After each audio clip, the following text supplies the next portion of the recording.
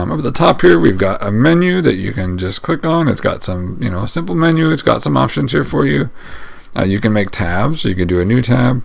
And then you can see here, we have 2 home tabs, so I'll just go over one in the videos just to make it a little bit easier for you to see the difference. But so you've got a home tab going here. You can click it, and it goes all the way across to the middle. There's a little X on the right side if you want to close that tab.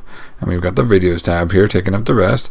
As you add more tabs to this view, it will make these smaller because it'll gradually fit more tabs in this little space here.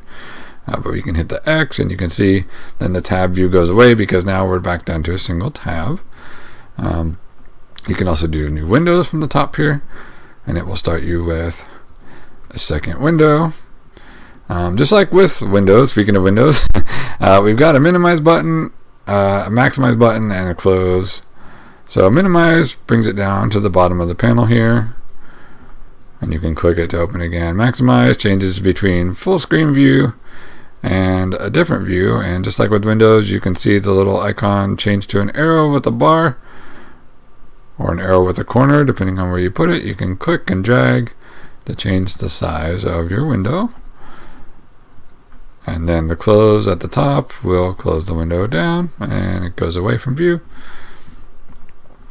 Let's see what else here is worth covering. Create new folder. So if you want to create a new folder, you can, in the current folder or directory that you're in, you can just do it that way. You can also create a new empty document. A little bit less useful perhaps, but the new folder one you'll use quite a bit. You can go into the properties. Let's see what we've got in there. Okay. So it does the properties of the actual section that you're in. So I'll go over this more in a future video when there's something relevant to doing here. But for now, if you need to do that, you could. A lot of these functions are also available if you just simply right click in the empty space here.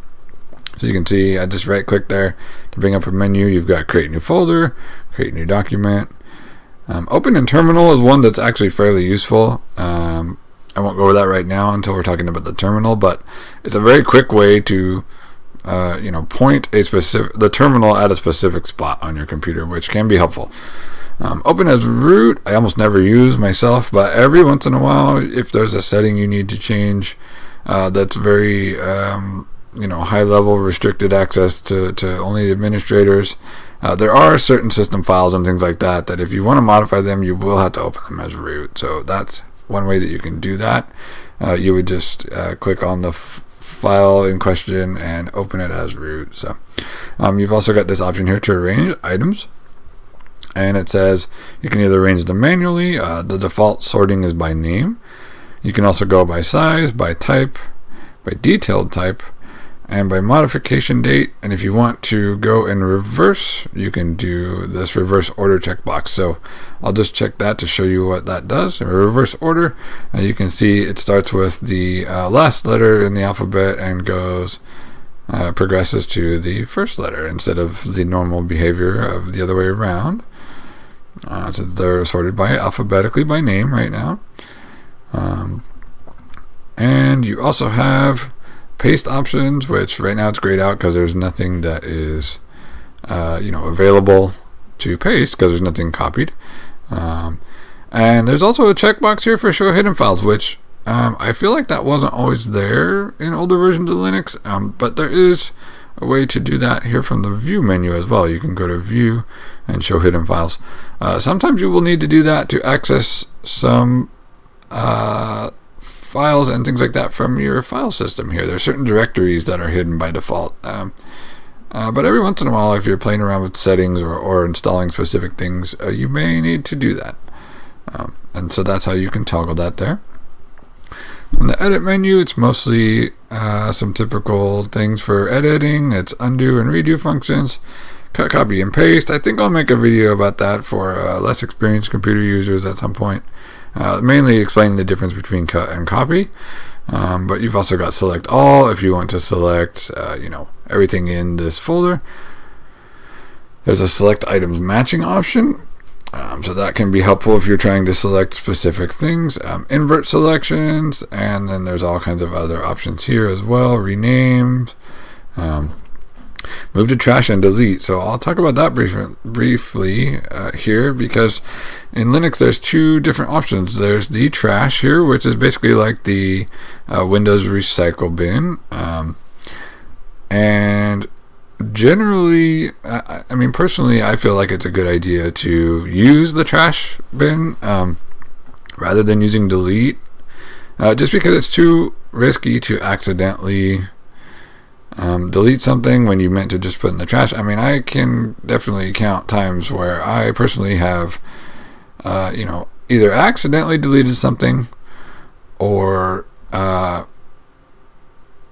thought I wasn't going to need it, deleted it permanently, and then horribly regretted it later, because if it's in the trash, you can see it's a little bit grayed out right now, but you can see there's options. It says restore selected items or empty trash. So that's the one advantage of the trash bin, is that you can, remove something, and then if you change your mind, or if you accidentally delete the wrong or you accidentally trashed the wrong thing, you can actually go back in here and pull it back out. So it isn't completely deleted yet when it's gone to this point. It's just like, okay, I intend to delete these, let me move these off to the side. And so it takes it out of, so for example, if I just went in here and I said, I'm going to just delete this video.